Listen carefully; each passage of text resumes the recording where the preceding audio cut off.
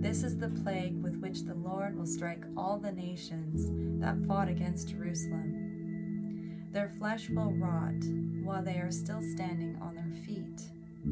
Their eyes will rot in their sockets, and their tongues will rot in their mouths. On that day, people will be stricken by the Lord with great panic. They will seize each other by the hand and attack one another.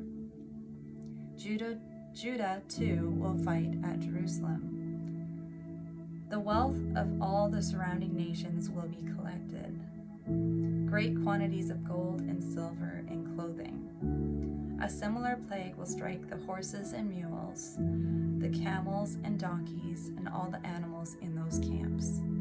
Then the survivors from all the nations that have attacked Jerusalem will go up year after year to worship the King, the Lord Almighty, and to celebrate the Festival of Tabernacles.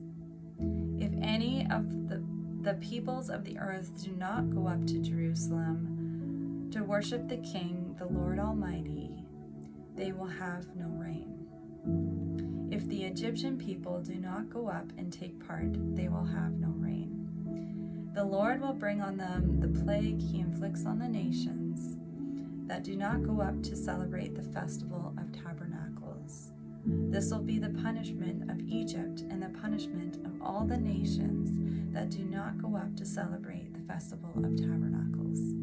On that day, holy to the Lord, will be inscribed on the belts of the horses, and the cooking pots in the Lord's house will be like the sacred bowls in front of the altar.